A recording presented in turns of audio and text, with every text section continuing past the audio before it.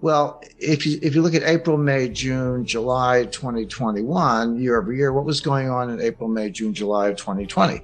That was the worst depression, worst collapse of the U.S. economy since 1946. So yeah, not only, go back to 2020, prices are actually going down. So when you got to 2021, you would expect them to go up. That would be perfectly normal in a year-over-year comparison. There's some of the better analysts actually say, well, let's use 2019 as a base year because it was unaffected by COVID. But be that as it may, so we expect it. So the question was it transitory, in Jay Powell's famous phrase, famous word, or would it peter out? Well, you wouldn't find out until the fourth quarter of 2021, because if you and third quarter and fourth quarter, because if you go back to 2020, the economy was booming in the third quarter. That just as the second quarter was the greatest collapse, one of the greatest collapse. Third quarter was one of the greatest increases. So that would tend to erase the base effects, and you'd be looking at something closer to real inflation or something that might be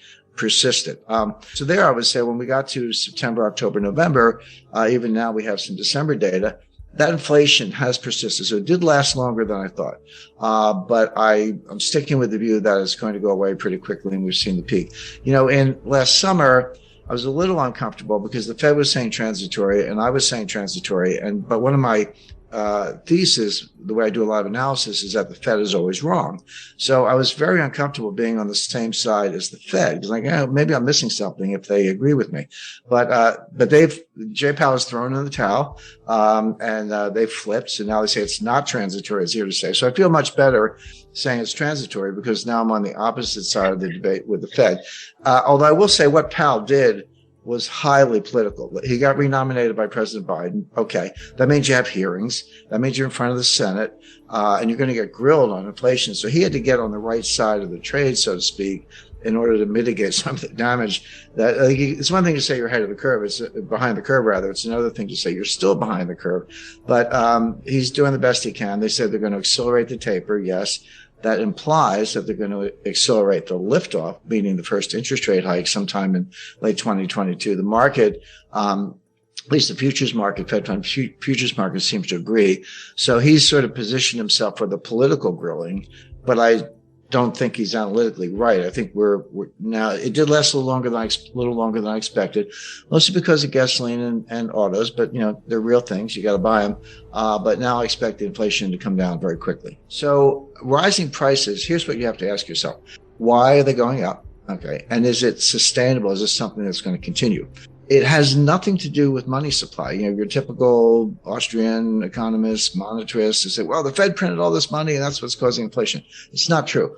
The Fed has printed the money. That part's true. You can just, that's public data. They printed $5 or $6 trillion of base money, but they print it by buying bonds from the banks that, they pay for bonds with money that comes out of thin air. They get the bonds, put them on the balance sheet, and the banks get the money. What have the banks done with the money? They gave it back to the Fed in terms of excess reserves. So you're inflating you're increasing both sides of the balance sheet. You're increasing the assets and you're also increasing the excess reserves. But the money didn't go anywhere. That money did not get out into the real economy. For that, you have to look at M2, or M1, you have to look at what the banks are doing. Are they making loans? Are people borrowing money? Are the bank balance sheets blowing up? And the answer is no. They're just buying government bonds. And so, they can make money doing that as long as the Fed holds down the Fed funds rate or by extension, the repo rate. So the money's not going anywhere. That's not what's causing the inflation that we see.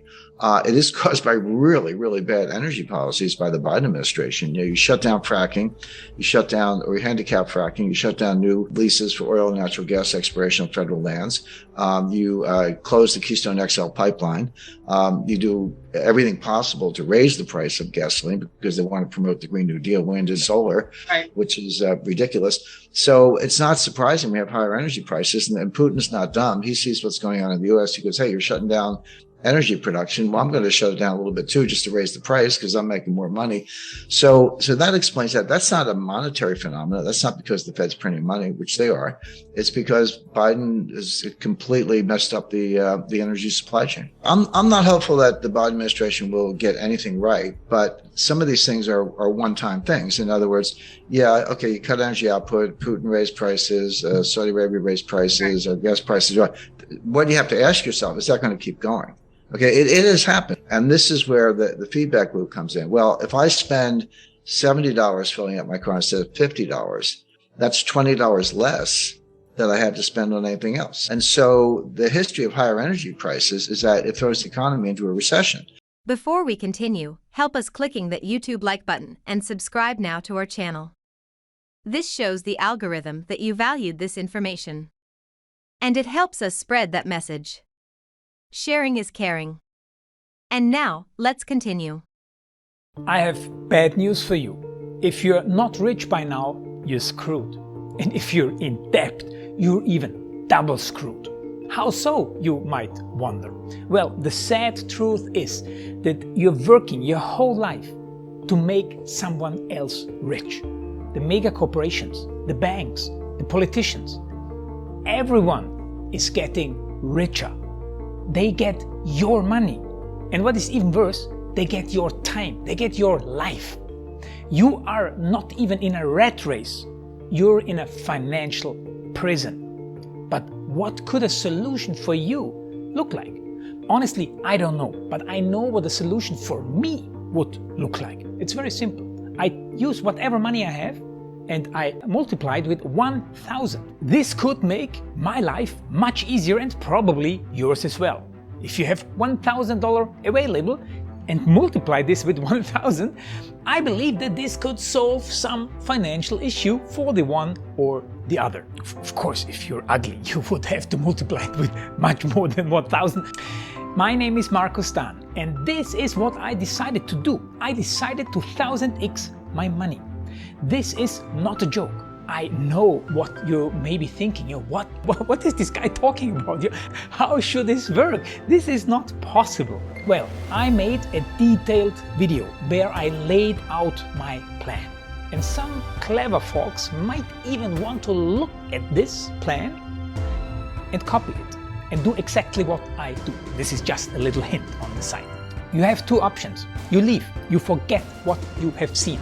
You do whatever you're doing and you hope that somehow you get some other results. Good luck with that. Or you click the link below the video. You enter your email address because I'm not showing this to everybody. You at least watch my video on how I plan to 1000x my money. The choice is yours. Make the right choice. Join me. See what a different future you could have. See at least how I intend, how I plan to do the 1000x. So click on the link below, enter your email address, and I see you on the other side. Your Markus Dahn.